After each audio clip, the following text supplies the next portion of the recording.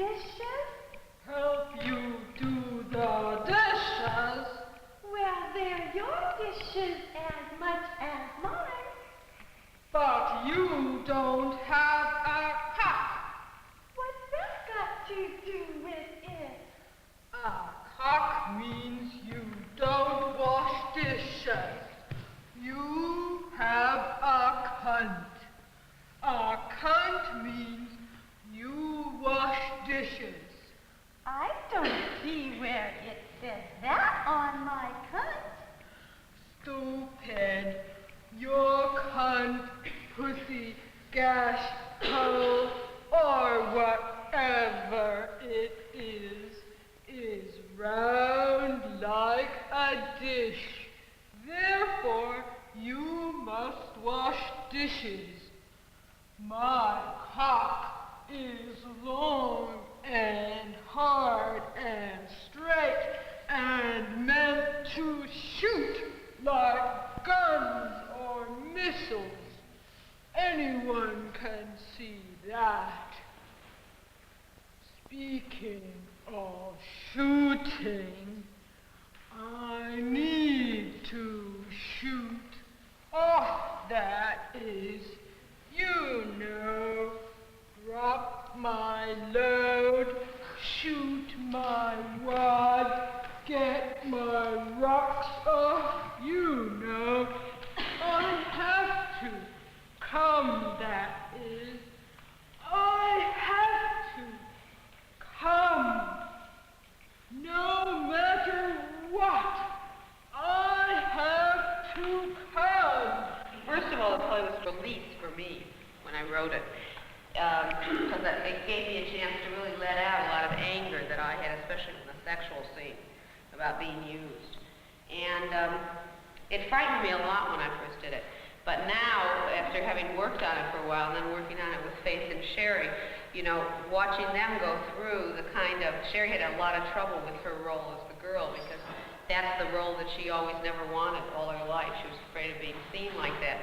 And so she had to break that down. In other words, she had, by becoming that girl, that sweet young thing, in essence, she freed herself from her own fear that she'd be seen that way. And that made her one step freer as a human being, to be sweet if she wanted to.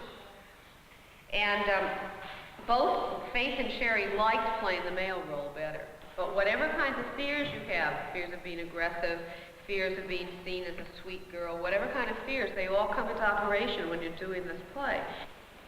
Will you help me do the dishes? Help you do the dishes. Well, they're your dishes as much as mine. Again. Will you help me do the dishes? Help you do the dishes.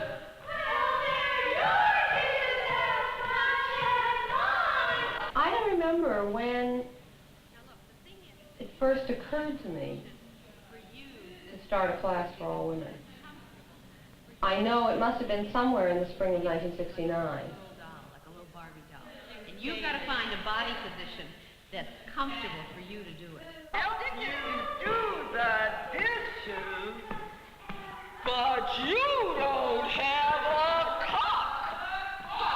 But you don't have. Oh, it's hard to do. Good. Now, sometime during that semester, I wrote a letter to my chairman of the art department announcing that I wanted to start a class for all women. And the reason I wanted to have that class was because so many young women came into the art schools and so few came out the other end into professional life.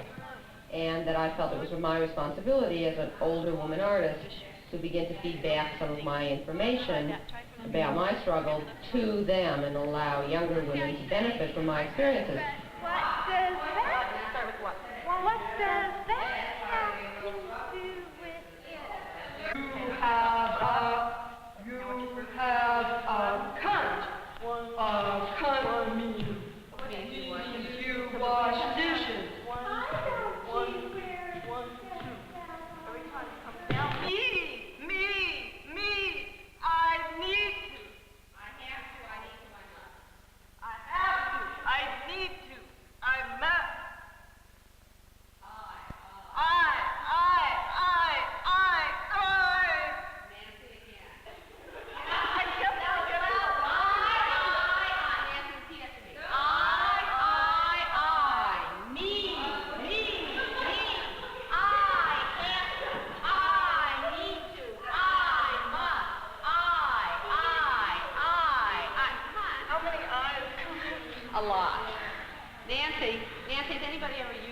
sexually? Yeah. Can you remember it? Yeah. Can you become him? Yeah. That's what you have to do.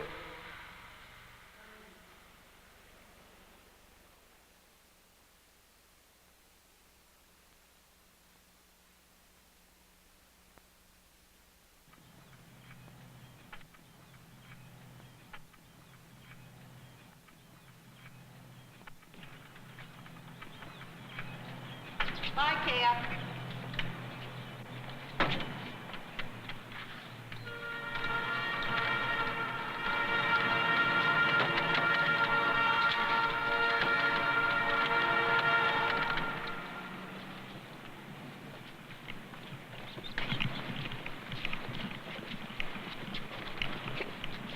For just a minute, we have the back seat.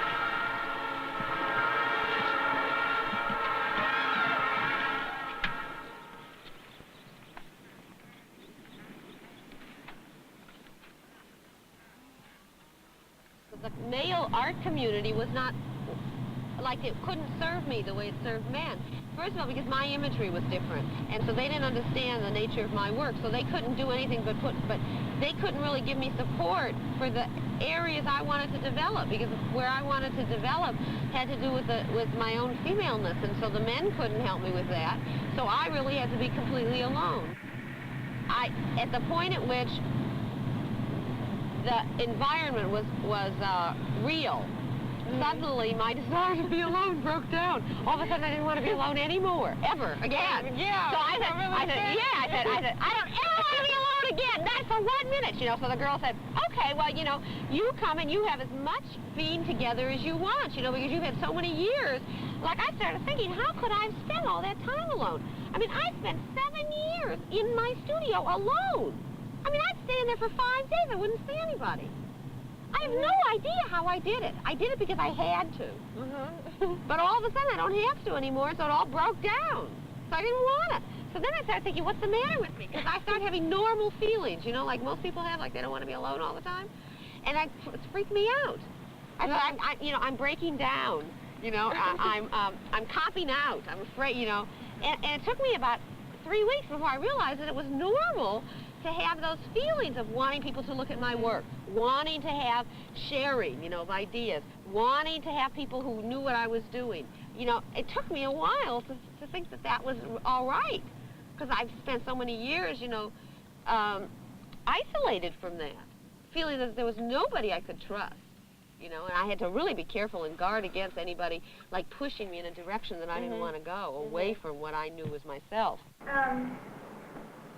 When I first came to this class, well, you know, when we had our first sessions, like, I had a real kind of foggy idea of myself, you know. I knew I had, like, fears that had kept me from doing anything, like, really doing anything that I respected, you know, like, getting good grades in school or doing any good art pieces. I kind of you know, I never really put much value on myself, so I never, like, did a good job. I never, like, you know, tried for perfection, you know, or success or anything. And so when I first got into this class and met Judy, you know, I decided that maybe I could achieve something, you know. I noticed, I started getting these feelings about, you know, like women's liberation, you know, and how that maybe my problems only weren't just personal ones, you know, that weren't just my failures, but they were like other people's problems too, you know, and especially in this class, like I met all these girls who had like the same problems that I did. I kind of thought I'd get by being this pretty thing who was very sweet and kind, and you know, I did all right until I didn't have to try very hard. Before how it's blonde on you. I think that's really important. Oh, I used to, when I was about 2 years ago, I used to cut my hair really short, and I wanted to be Twiggy really bad, you know, because I was really skinny and stuff, and so I used to have this real short haircut, and I dyed it all blonde. You know, I used to look like that, except it was really awful. Yeah, but I've always wanted to go. Wait.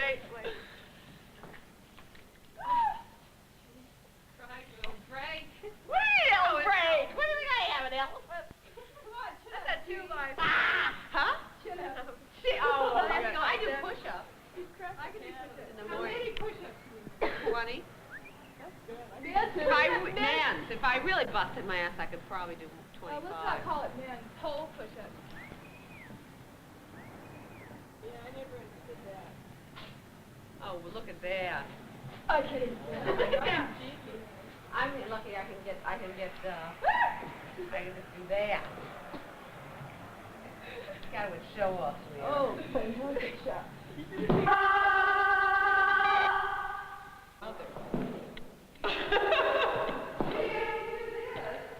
I can't really press the trigger though. Pull the trigger. Pull the trigger, Judith.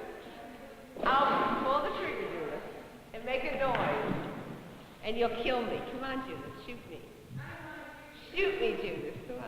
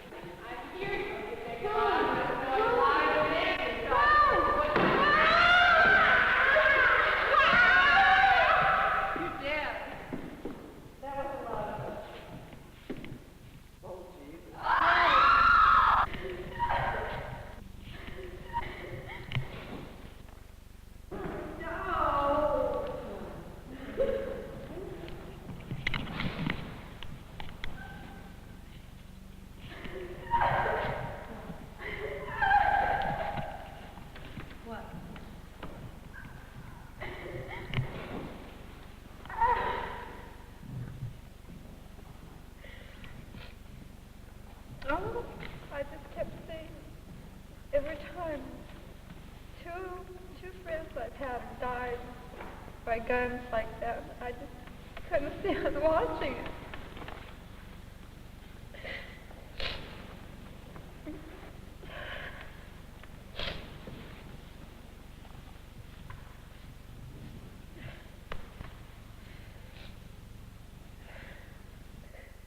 How old do you think she is? Maybe 35. She's older than me. She's got a lot of wrinkles. Well, you looked 16 until last week. What are you talking about? Lloyd known me since I was 18, you know. So I listen, I say, Lloyd, look at the thing so old, Lloyd. Look at all the wrinkles on my face. Lloyd, he looks right in my face. Pull in my face and says, what wrinkles? Well, it's true, look. Pull in my face. He lies to me. That's what a good marriage is based on. Lies at the right moment. Well, I really don't see any wrinkles, though, Judy. You don't have any wrinkles. I defy you to find a wrinkle.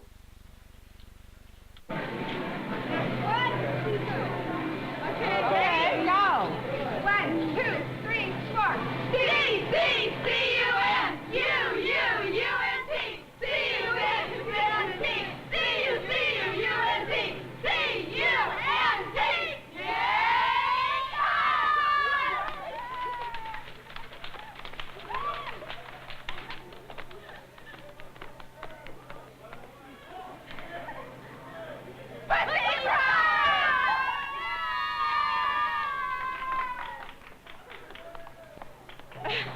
Fantastic.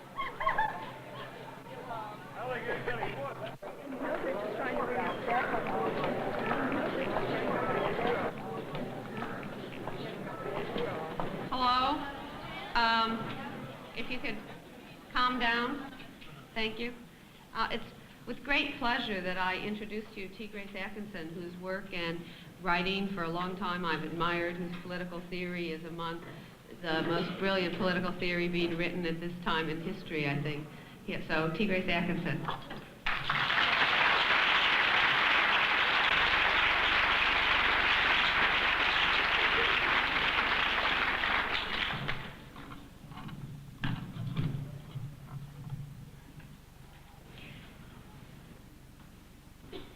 I was going to talk on marriage, motherhood, and prostitution. They are very interconnected.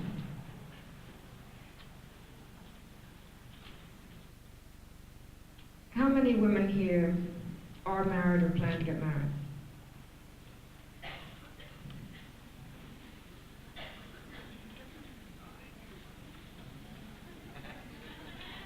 many had the man picked out?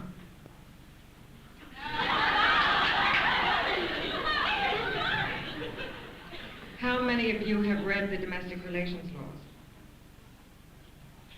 That's us. Slavery used to be under that. Domestic relations, they call it. Pigs, cattle, women. Odds and ends. Family court. That's the picture they don't show. You know, they have the bridal picture and she's crying, they never say why.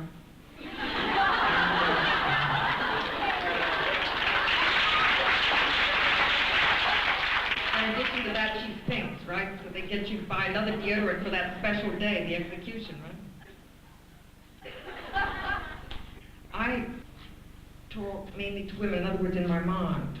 I was married, I confess, right? We got that out of the way. So, I mean, if men have a hard time understanding what I'm saying, it's kind of because a language is developing of thinking and so on, and you just have to make the best of it. What is that thing you got on my face? Where's that thing? We all have to put ourselves on. We don't have to. I'm not putting up for any more women. I'm sick and tired of fighting for things like abortion. Yeah. And it's my act to help these bitches out there who say, yeah, I want an abortion, but I'm not going to fight. I mean, besides, no more. You stand up or you get right. out. The more important Name, address, and the rest. The more important, right. The more I've important had it with stop that. is that you're asking to You be can't an authority ride on my back or and anybody ratify else's, your relationship. and you bullshit. This is done. It took me a long time, but I saw too many women sell out and virtually murder other women. I'm going to pull my weight, but you're not going to tell me you're the same as me, because, honey, you're on the other side of my gun. You got to say it. You want to be happy? I'm telling you. Look, you can shake your head. Wait till I get my gun permit. Find out. I mean, this is what it comes down to. Now, wait a minute. I think there are women who have chosen to, as well as struggle in the movement, who feel that part of struggling in the movement is struggling with the contradictions in their relationship. Honey, let me tell you, at Harvard, they said to me, some woman came riding around, it's the that same may not be thing. your choices. Those may not be your choices. Yeah, I like But to live a bad way wait a minute. and a lot of shit. I do not think, I absolutely do not think that it's either correct or perceptive of you to malign women who've made those choices. Okay. I think it is absolutely correct of I'm you to prepared. say, wait a minute, I think it's absolutely correct of you to say, your man has to give evidence all the way down the line of his I'm commitment saying, to okay, let me feminism. see him. No. I Evidence to think that in front of his in peers. public. I think in In public. I public. think that's absolutely right. That is absolutely Well, correct. That okay. is the demand we have to make on men. I think we cannot be involved with men unless they are willing to fulfill that demand. But what do you do if you are with a man who You is must be struggling to mean fulfill if that you demand? have to. Listen, okay, No, listen. okay. You say, Listen. if you have a man who is struggling to fulfill that demand, then your responsibility as a human being is to stay there. If you care. Come on. No, what do you Come on, as a mean? human being. What is this kind of bullshit What do you mean? crap? Our responsibility to each other. It's an ACP shit. Come on, bullshit. Look, Disgusting. look, listen to me. This is what I'm trying to describe. Somebody Will gets you let a me squeal finish? on a woman instead of the pigs all the time. Would you let me finish this since you're asking me about this, and I think that you weren't terribly honest when I asked you about your marriage. You kind of sidestepped it, but I'll tell you all you want to know about mine. 'cause No, I'm according to my trying. theory, would be bad. Look, I told you, I'm in a different place from you. My concept is to build a human community of women into which we will slowly integrate men into human relating.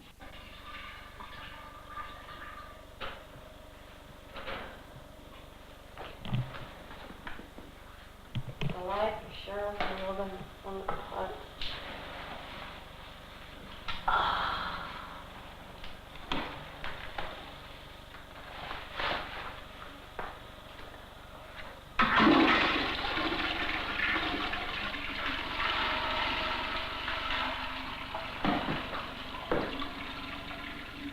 What is Kant? We have definitions of ourselves by men. Kant is passive, Kant is receptacle, Kant is vessel, Kant is giver of all rewards and blessings, mother. Kant is evil, demonic, will swallow you up, blah, blah, blah. But those are all projections, fantasy projections.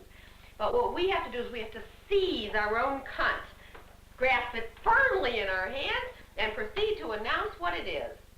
Announce that it's real, that it's alive, that it's aggressive, that it's outgoing, that it's, that it looks like this, that it needs this, that it has this kind of dimension.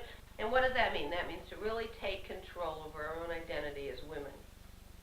And our cunts are symbolic of our identity as women. When people when people put people down by calling them cunts, it means that cunt is an image of contempt. That is what a cunt is. Well, we have to get hold of our own image, take it over. That's why I changed my name. Because I took hold of my own identity, and I said, henceforth, I shall determine who I am. I reject the definition society has given me, because the definition society has given me are non-operable. They are incorrect, they are non-operable, they are crippling, they are dehumanizing. So I take hold of my identity, I take hold of my cunt, henceforth I shall say what cunt is. I shall build cunt myself. I'm so vulnerable. Me, I need to, I must, I have to,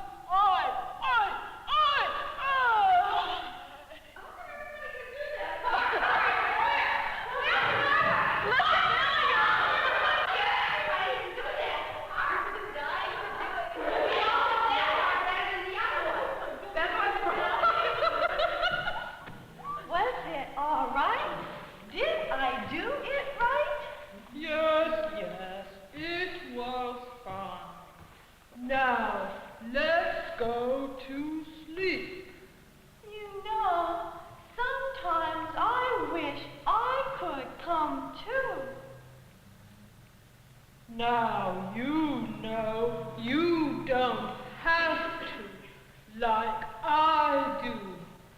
Your cunt was made to receive. If you keep this up, making all these demands on me, like wanting me to wash dishes and wanting to come and everything, you are going to castrate me. Castrate you? Yes, castrate me